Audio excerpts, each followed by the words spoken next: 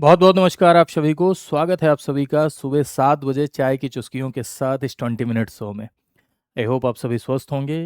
Monday to Saturday हम लोग 7 बजे मिलते हैं और मैं इसमें आपको 4 सवालों में 40 बातें बताता हूँ। ऐसी बातें जो एग्ज़ाम के लिए महत्वपूर्ण हैं, ऐसी बातें जो एग्ज़ाम के लिए रेलिवेंट हैं। लास्ट वाली जो क्लास हुई थी, पिछली वाली जो क्लास हुई थी, उसमें एक सवाल प्रियम्बल से रिलेटेड था, प्रस्तावना से संबंधित था। उसमें जो दूसरा स्टेटमेंट था, उसमें प्रस्तावना प्रवर्तनीय है या नहीं, इससे रिलेटेड स्टेटमेंट था। उसमें लिखा हुआ था कि preamble is enforceable in any court of law, यानी प्रस्तावना प्रवर्तनीय है। मैंने गलती से, पता नहीं अब दिमाग में क्या चल रहा था, मैंने गलती से बोल दिया था कि प्रस्तावना प्रवर्तनीय है, जो कि ऐसा नहीं है। Preamble is not enforceable. Preamble प्रवर्तनीय नहीं है, इन्फोर्सिएबल नहीं है, डीपीएसपी प्रवर्तनीय नहीं है, फंडामेंटल ड्यूटीज प्रवर्तनीय नहीं है। प्रवर्तनीय है क्या? फंडामेंटल राइट, यानी जिसके लिए हम कोर्ट में जाके क्लेम कर सकते हैं, जिसके लिए हम कोर्ट में दावा कर सकते हैं, वही है। खैर, वो सवाल आज मैंने शामिल कर लिया है, उस सवाल को मैं क्लेरिफाई कर दे रहा हूँ। तो पिछले सवाल में थोड़ी गलती हुई थी, तो उसके लिए माफ़ करिएगा। एक कमेंट भी नीचे आया था, बड़ा बढ़िया कमेंट लगा पढ़ के। उन्होंने लिखा कि सर, ये इसमें आपने गलत बोल दिया, लग रहा है आप यादों में थे। तो ऐसा उन्होंने इसलिए बोला होगा कि मैं अक्सर कहता रहता हूँ आप लोगों से कि भाई कहाँ हो, कहाँ ध्यान है आपका, यादों में हो क्या। तो उन्होंने मेरे ऊपर ही इस्तेमाल किया। खैर, बड़ा अच्छा लगा पढ़ के। और अभी उस सवाल को इसमें मैंने शामिल कर लिया है, तो उसको मैं एक बार फिर से आपको बता दूंगा। 4 सवाल के अलावा एक सवाल उसको भी बता दूंगा, जो पिछले सेशन में जो थोड़ा सा गलत हुआ था। खैर, तो यदि आप यूपीपीसीएस की तैयारी कर रहे हैं, आरओ की तैयारी कर रहे हैं, या वीयू की तैयारी कर रहे हैं, किसी भी स्टेट लेवल परीक्षा की तैयारी कर रहे हैं पीसीएस के लिए, तो ये सेशन आपके लिए इंपॉर्टेंट होता है। सुबह 7 बजे का सेशन है, लेकिन आप 24 घंटे में कभी भी देखिए, लेकिन देख जरूर लीजिए। अगर आप बेटर अंडरस्टैंडिंग चाहते हैं तो इस सेशन को देख सकते हैं। और मेरे भाइयों, इसको शेयर भी किया करिए। इस शो को हिट करना आपकी ही जिम्मेदारी है, मैंने आपको सौंप रखा है। आशा करते हैं कि आप जरूर ऐसा करते होंगे। इस पर भी एक कमेंट मैंने पढ़ा था कि लोगों ने लिखा था कि सर, शेयर नहीं करेंगे क्योंकि इससे कंपटीशन बहुत बढ़ रहा है, बड़ी अच्छी क्लास है, तो इसलिए शेयर नहीं करेंगे। तो पहली बात तो तारीफ़ के लिए उनका बहुत शुक्रिया, है ना। खूब खुश रहिए, मोटाइए, मोटाने का अर्थ फूलना नहीं है, स्वस्थ रहना है। और दूसरी बात, चलिए ठीक है, मैं मानता हूँ कि कंपटीशन बढ़ रहा है, लेकिन फिर भी मेरे लिए जो है, मेरे अंदर एक ऊर्जा आती है, अगर चीज़ें थोड़ा सा बढ़ती हैं, फैलती हैं, तो इसलिए कर दिया करिए। मैं आपकी बात से भी सहमत हूँ, ऐसी बात नहीं है कि मैं आपकी बात से सहमत नहीं हूँ। तो पहला सवाल आपका है, कंसीडर द फॉलोइंग स्टेटमेंट, निम्न कथनों पर विचार कीजिए। फर्स्ट कह रहा है कि the value of the vote of an MLA differs from the state to state in presidential election. ठीक है, यानी जो विधायक के मत का मूल्य है वो राज्य टू राज्य क्या करता है, भिन्न होता है, अलग होता है राष्ट्रपति के निर्वाचन में। दूसरा लिखा हुआ है कि the value of vote of MP is same for all members of the parliament, यानी सभी सांसदों के मत का मूल्य समान होता है। तीसरा लिखा हुआ है कि आनुपातिक प्रतिनिधित्व यानी प्रोपोर्शनल रिप्रेजेंटेशन से चुनाव होता है, समानुपातिक प्रतिनिधित्व से क्या होता है, चुनाव होता है। तो ये सवाल आपकी स्क्रीन पर है, और इसमें आपको जब तक यहाँ पर असत्य ना लिखा रहे, तब तक मेरे सवालों में ये अंडरस्टूड रखा करिए कि सत्य ही पूछ रहा हूँ मैं। ठीक है, तो खैर इसकी व्याख्या थोड़ा सा समझते हैं। देखिए, यदि आप प्रेसिडेंशियल इलेक्शन की बात करें मेरे भाई, राष्ट्रपति के चुनाव की बात करें, तो हमेशा इस बात को ध्यान रखिए कि प्रेसिडेंशियल इलेक्शन में राष्ट्रपति का जो चुनाव होता है, प्रेसिडेंट का इलेक्शन, ये प्रोपोर्शनल रिप्रेजेंटेशन से होता है। प्रेसिडेंट का जो इलेक्शन है, यानी राष्ट्रपति का चुनाव है, वो इनडायरेक्ट इलेक्शन होता है, अप्रत्यक्ष चुनाव होता है। डायरेक्ट जनता पार्टिसिपेट नहीं करती है, ठीक है, बल्कि उसमें कौन पार्टिसिपेट करता है, एमपी और एमएलए पार्टिसिपेट करते हैं। अगर आप आर्टिकल 54 ऑफ द कॉन्स्टिट्यूशन पढ़ें उठा के, तो अनुच्छेद 54 इलेक्टोरल कॉलेज की बात करता है, निर्वाचक मंडल। निर्वाचक मंडल का मतलब एक ऐसा ग्रुप जो राष्ट्रपति के चुनाव में पार्टिसिपेट करता है, उसे हम निर्वाचक मंडल कहते हैं। कौन भाग लेता है, एमपी। लोकसभा और राज्यसभा के निर्वाचित सदस्य भाग लेते हैं, और जो 28 राज्य हैं उसके एमएलए यानी राज्य विधानसभा के निर्वाचित सदस्य, और दिल्ली और पुडुचेरी विधानसभा के जो निर्वाचित विधायक हैं वो पार्टिसिपेट करते हैं। दिल्ली पुडुचेरी वाला ओरिजिनली संविधान में नहीं था, यानी मूलतः नहीं था, इसे 70वें संविधान संशोधन के द्वारा जोड़ा गया। इलेक्शन कैसे होता है, प्रोपोर्शनल रिप्रेजेंटेशन के एसटीवीएस सिस्टम से होता है, यानी single transferable vote system by the means of proportional representation, समानुपातिक प्रतिनिधित्व की एकल हस्तांतरण मत पद्धति द्वारा। ठीक है, चुनाव सीक्रेट बैलेट से होता है, गुप्त मतदान होता है चुनाव। ठीक है, इलेक्शन जो प्रेसिडेंशियल इलेक्शन में, राष्ट्रपति के चुनाव में वैल्यू ऑफ वोट काउंट होता है, मतों का मूल्य काउंट होता है। मतों में समरूपता लाने के लिए जो जो लोग पार्टिसिपेट कर रहे हैं उनका वैल्यू ऑफ वोट निकाला जाता है, मतों का मूल्य निकाला जाता है। अब मतों का मूल्य जो ये निकाला जाता है, इसको जब आप समझेंगे तो इस सवाल का उत्तर अपने आप दे लेंगे कि कैसे मतों का मूल्य निकाला जाता है। पूरा प्रेसिडेंशियल इलेक्शन अभी पढ़ा पाना यहाँ संभव नहीं है, इसलिए मैं बड़ा संक्षेप में आपको बता रहा हूँ चीज़ों को। किसी दिन विस्तार से प्रेसिडेंशियल इलेक्शन हम लोग पढ़ेंगे, ठीक है। तो देखिए, मतों का मूल्य यदि आप निकालने की बात करें तो एमएलए भाग लेते हैं राष्ट्रपति के चुनाव में, तो एक एमएलए का यानी एक विधायक का मतों का मूल्य निकलता है टोटल पॉपुलेशन, कुल जनसंख्या, कहाँ की, जिस राज्य के ये विधायक हैं उस राज्य की कुल जनसंख्या। और ये 1971 की जनगणना के अनुसार जनसंख्या काउंट होती है upon total elected MLA. Total elected MLA means कुल निर्वाचित विधायक, ठीक है। Total elected MLA, total elected MLA यानी कुल निर्वाचित विधायक। जैसे मान लीजिए यूपी का मैं एग्जांपल लूं, तो यूपी की, सपोज करो यूपी की जनसंख्या x है, अपान टोटल इलेक्टेड एमएलए यूपी में कितने होते हैं, 403, ठीक है, इंटू 1/1000। 1/1000 इसलिए जोड़ा जाता है कि भाई जो संख्या है वो थोड़ा छोटी है, जिससे गुणा भाग आसानी से हो सके, इसलिए 1/1000 जोड़ा जाता है। तो ये फार्मूला क्या है, ये फार्मूला बता रहा है कि वैल्यू ऑफ वोट यानी एक विधायक का मतों का मूल्य क्या होगा। तो राष्ट्रपति के चुनाव में जो ये एमएलए पार्टिसिपेट कर रहे हैं यानी विधायक, तो जैसे मान लो कि उत्तर प्रदेश से मैं क्या हूँ, विधायक हूँ। मैं कभी कभी बोल देता हूँ, शाम को ये क्लास रिकॉर्ड हो रही तो कहते हैं शाम को बोल देने से कभी कभी सच भी हो जाता है। तो मान लो थोड़ी देर के लिए जज्बाती नहीं होना है, मान लो मैं विधायक हूँ उत्तर प्रदेश के किसी क्षेत्र का। अब मैं उत्तर प्रदेश के किसी क्षेत्र का विधायक हूँ, तो मेरा वैल्यू ऑफ वोट कैसे निकलेगा, यूपी की टोटल पॉपुलेशन 1971 की जनगणना के अनुसार अपान टोटल इलेक्टेड एमएलए कुल निर्वाचित विधायक इंटू 1/1000। तो जो भी वैल्यू आई वो एक विधायक की वोट की वैल्यू आएगी। अब उत्तर प्रदेश में जितने भी एमएलए हैं सबकी वोट की वैल्यू सेम ही आएगी, लेकिन क्या बिहार की भी यही आएगी, क्या बिहार की भी यही आएगी, क्या उड़ीसा की भी यही आएगी, नहीं, ऐसा नहीं है। बिहार उड़ीसा की यही नहीं आएगी, क्योंकि हर जगह की पॉपुलेशन क्या है, अलग अलग है, हर जगह की जनसंख्या अलग अलग है। तो फार्मूले में जनसंख्या दूसरी जाएगी तो वहाँ की वैल्यू दूसरी आएगी, पहली बात। अब ऐसे ही एमपी की भी वोट की वैल्यू कैसे निकलती है, तो एमपी की वोट की वैल्यू यदि निकालना है, एक सांसद की वोट की वैल्यू अगर निकालना है, तो जो विधायकों का वोट का वैल्यू आया है यानी sum of value of vote of all MLAs, sum of value of vote of all MLAs मतलब सभी विधायकों के मतों के मूल्य का योग, यानी जितना भी, जैसे सारे राज्य के एमएलए की जो वोट की वैल्यू आई है उसको आपस में जोड़ देंगे, सभी विधायकों के मतों के मूल्य का योग मतलब sum of value of vote of all MLAs upon total elected MPs यानी कुल निर्वाचित क्या, सांसद, ठीक है। टोटल इलेक्टेड एमपीज कुल निर्वाचित सांसद, लोकसभा राज्यसभा दोनों मिला के, ठीक है। कुल निर्वाचित सांसद मींस लोकसभा राज्यसभा दोनों मिला के, यानी इधर 543 उधर 245 दोनों मिला के। तो ये क्या निकला, ये एक एमपी की वोट की वैल्यू निकली। अब एक एमपी की जो वोट की वैल्यू आई वही सारे एमपी की वोट की वैल्यू है। तो लोकसभा राज्यसभा सबके एमपीज की वोट की वैल्यू एक ही होती है, लेकिन विधायकों की अलग अलग राज्य में डिफर करेगी। तो सवाल इसी से संबंधित था आपका। तो मेरे भाई सवाल में देखिए क्या लिखा हुआ है कि एमएलए की वैल्यू अलग अलग राज्यों में क्या होती है, अलग अलग होती है।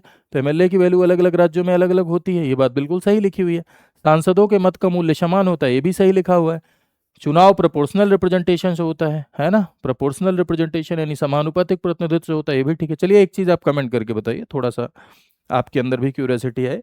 ये जो राष्ट्रपति के चुनाव की पद्धति है समानुपातिक प्रतिनिधित्व, तो ये कहाँ से लिया गया है, ये आप कमेंट करके बताइएगा। है बड़ा 2 रुपए वाला ही सवाल ही, लेकिन फिर भी अगर आप कमेंट करेंगे तो इससे एक जिज्ञासा बढ़ती है, जिसको नहीं पता रहता है उसको भी पता चल जाता है। तो इसमें आंसर हो जाए क्या, डी। अगले सवाल पर आइए। अगला सवाल आपका कह रहा है कंसीडर द फॉलोइंग स्टेटमेंट, निम्न कथनों पर विचार कीजिए। State finance commission is a constitutional body, राज्य वित्त आयोग एक संवैधानिक निकाय है, इसकी सिफारिश राज्य सरकार पर बाध्यकारी होती है। यह एक वित्तीय विकेंद्रीकरण को सुनिश्चित करता है, यानी कि फाइनेंशियल डिसेंट्रलाइजेशन को क्या करता है, सुनिश्चित करता है, ठीक है, सुदृढ़ करता है। तो देखो एक बात समझिएगा कि एक तो आपने पढ़ा है संघीय वित्त आयोग, यूनियन फाइनेंस कमीशन, अनुच्छेद 280 के तहत कॉन्स्टिट्यूशनल बॉडी होती है, उसमें 5 लोग होते हैं, एक चेयरमैन, 4 सदस्य, सबकी नियुक्ति राष्ट्रपति करता है, और उसका मुख्य कार्य होता है केंद्र और राज्य के मध्य रेवेन्यू डिस्ट्रीब्यूशन की सिफारिश करना, केंद्र और राज्य के मध्य राजस्व वितरण की सिफारिश करना। वैसे ही अगर आप बात करें राज्य की, तो लोकल गवर्नमेंट की फाइनेंशियल कंडीशन को रिव्यू करने के लिए, लोकल गवर्नमेंट की फाइनेंशियल कंडीशन को स्ट्रॉन्ग करने के लिए, लोकल गवर्नमेंट और स्टेट में रेवेन्यू डिस्ट्रीब्यूशन की सिफारिश के लिए आर्टिकल 243 आई के तहत एक स्टेट फाइनेंस कमीशन का गठन गवर्नर के द्वारा जनरली 5 साल में, 5 ईयर में राज्यपाल के द्वारा गठन किया जाता है। तो यह भी एक कॉन्स्टिट्यूशनल बॉडी है, यह भी एक संवैधानिक निकाय है। 73वें संविधान संशोधन के द्वारा, 73rd कॉन्स्टिट्यूशनल अमेंडमेंट के द्वारा जो पंचायत वाले प्रोविजन आए, उन प्रोविजन में इसे बाध्यकारी बनाया गया, यानी इसे बाइंडिंग बनाया गया।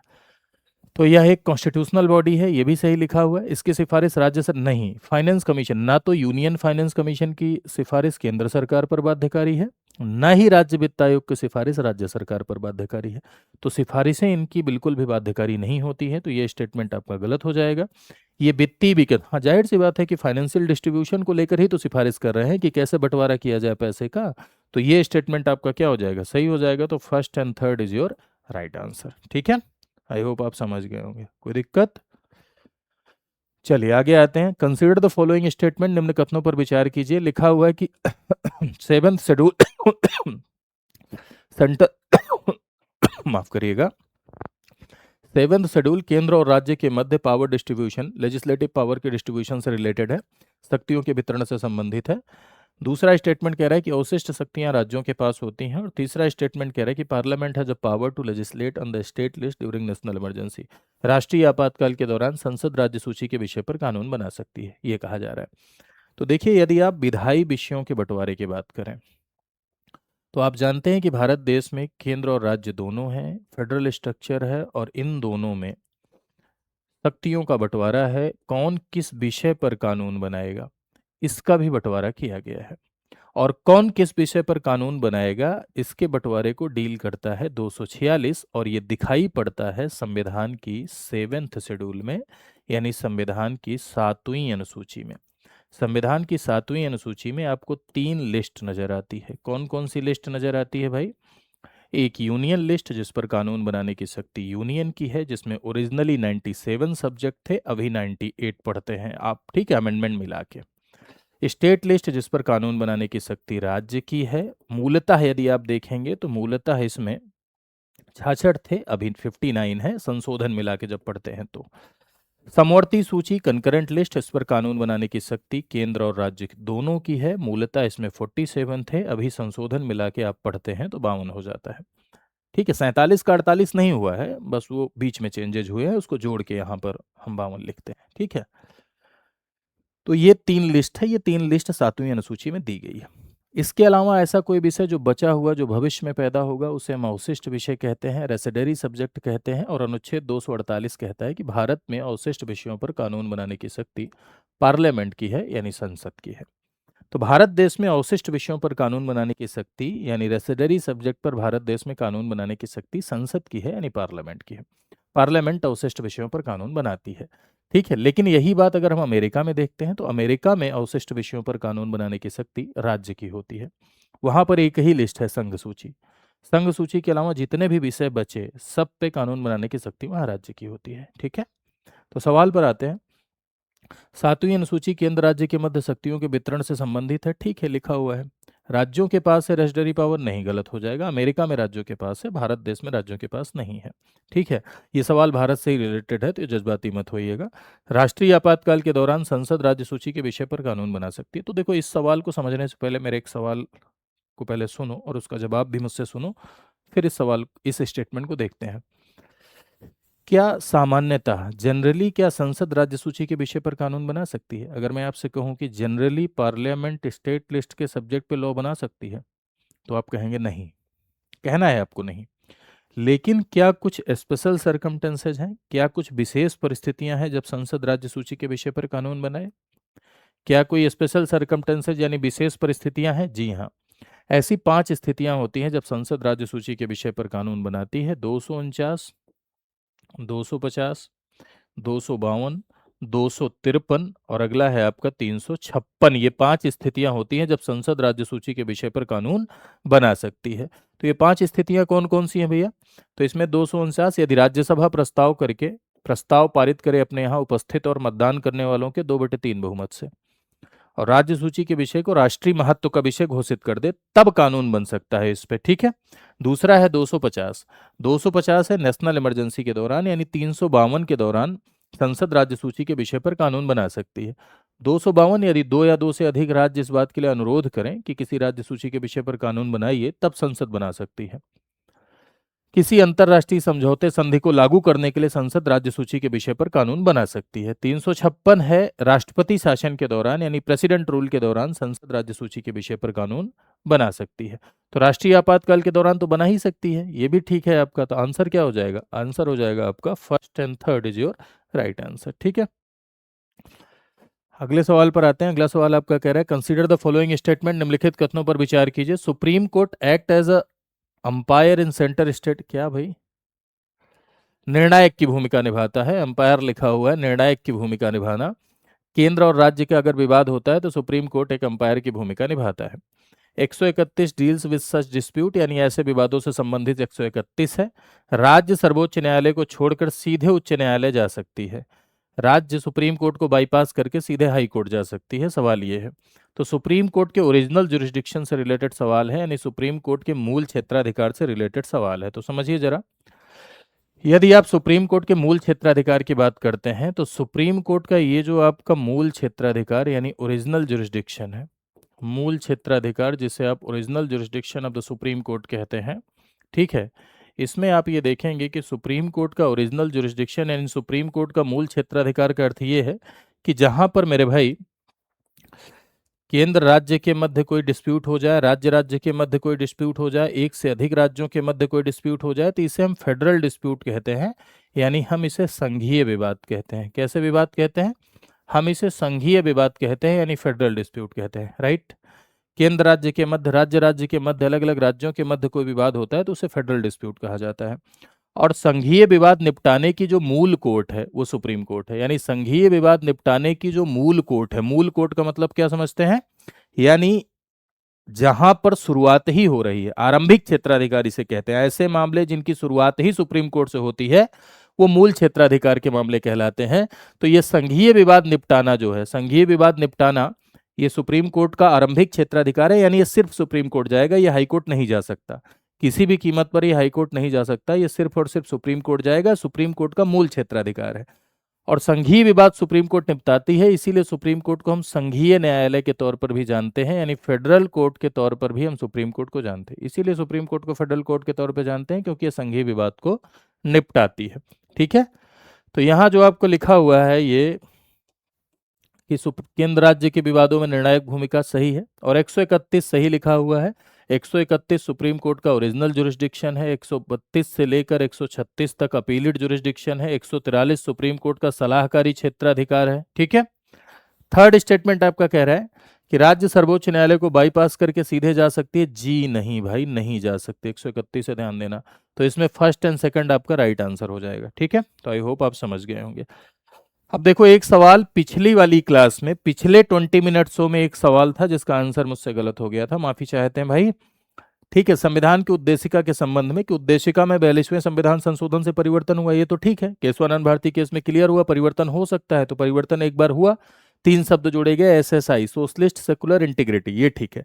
लिखा उद्देशिका न्यायालय में प्रवर्तनीय है, तो प्रवर्तनीय नहीं है भाई, तो ये गलत होगा, ओनली वन सही होगा। मैंने यहाँ हाँ कह दिया था, पता नहीं कहाँ खोए हुए थे, और मैंने हाँ कह दिया था। प्रवर्तनीय है पे ऐसा नहीं है। देखो, प्रवर्तनीय का मतलब ये होता है कि जिसके लिए हम कोर्ट में जाके क्लेम कर सकते हैं।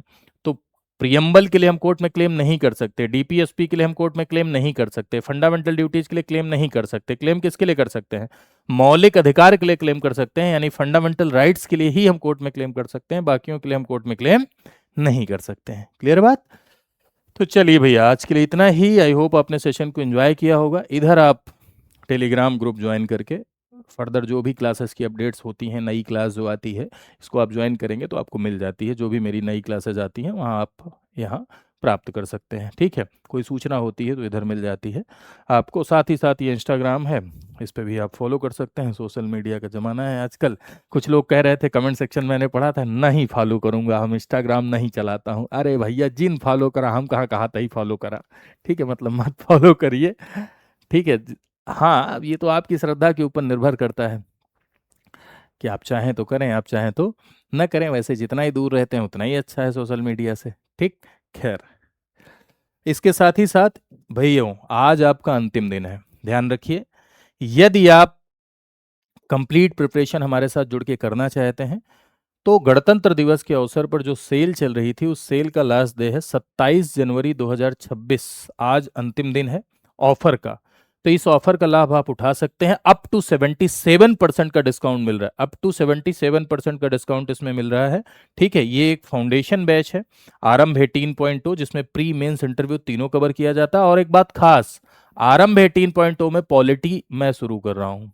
आज से शुरू हुई है पॉलिटी। ठीक है, तो इसमें पॉलिटी मैं ही पढ़ा रहा हूँ। तो इसमें आप एनरोल कर सकते हैं। कोड अगर आप वीएल लाइव लगाएंगे तो बहुत बढ़िया होगा, मैक्सिमम डिस्काउंट आपको मिल जाएगा। किसी भी फैकल्टी का आप लगाइए, कोई दिक्कत नहीं है। ठीक है, बस अध्यापकों का ही लगाइए क्योंकि अध्यापक का कोड लगाने से डिस्काउंट ज़्यादा मिलता है। ठीक है, साथ ही साथ ज़्यादा जानकारी के लिए 9289996923 पे फ़ोन करिए। यहाँ नाम बताइए मेरा, यहाँ आपको पूरी काउंसलिंग मिलेगी, सब कुछ आपको सारा का सारा आपको बताया जाएगा। ठीक है, और एक बात ध्यान रखिएगा, कैसे आप इसमें इनरोल कर सकते हैं मेरे भाई। तो कैसे इनरोल कर सकते हैं, तो ये है आपका स्टडी आईक्यू पर। आप गूगल पे जाइए, क्या स्टडी आईक्यू लिखिए। स्टडी आईक्यू लिखने के बाद आप यहाँ स्टडी आईक्यू पर जाइए। स्टडी आईक्यू पर जब आप जाएंगे तो आप देखेंगे यहाँ पर पॉपुलर ऑनलाइन कोर्सेज में जाइए, स्टेट पीसीएस पर जाइए। स्टेट पीसीएस पर जाने के बाद आप उत्तर प्रदेश पर जाइए। उत्तर प्रदेश पर जब आप जाएंगे तो यहाँ पर देखिए आपको दिखेगा आरंभ 18.2। बाई नाउ पे क्लिक करिए। बाई नाउ पे क्लिक करने के बाद होगा क्या कि आपसे मोबाइल नंबर मांगा जाएगा, यानी आपसे फ़ोन नंबर मांगा जाएगा, ओटीपी जाएगी, ओटीपी इंटर करना है आपको। और ओटीपी इंटर करने के बाद आपको क्या करना है कि ये देखो मैं आपको दिखाता हूँ। यूपी पे गया मैं, स्टेट पीसीएस, फिर उत्तर प्रदेश। उत्तर प्रदेश के बाद देखो इधर, यहाँ दो तरह के कोर्सेज हैं आपके, एक गोल्ड एक प्लेटिनम। गोल्ड में आपको पूरा का पूरा सिलेबस मिलता है, कंप्लीट सिलेबस। लेकिन अगर बात प्लेटिनम की है तो सिलेबस के साथ साथ 4-5 बैच आपको एक्स्ट्रा मिलते हैं। फाउंडेशन बैच, प्री का बैच, एनसीईआरटी का बैच, मेंस का बैच, और किताबें भी आपके घर जाती हैं। तो पूरा कंप्लीट प्रिपरेशन के लिए प्लेटिनम होता है आपका सारगर्भित अप्रोच के लिए। यहाँ आप जानकारी ले सकते हैं डाउनलोड करके। साथ ही साथ इस नंबर पे भी आप कॉल कर सकते हैं 9289996923 पर। फिर बाई नाउ पर जाएंगे तो कोड का ऑप्शन आएगा, ढूंढ लीजिएगा कहाँ ऑप्शन आ रहा है, वहाँ कोड लगा के आप इनरोल कर सकते हैं। ठीक है, तो चलिए आज के लिए इतना ही। Thank you so much to all of you. नमस्कार, मिलते हैं नेक्स्ट सेशन में।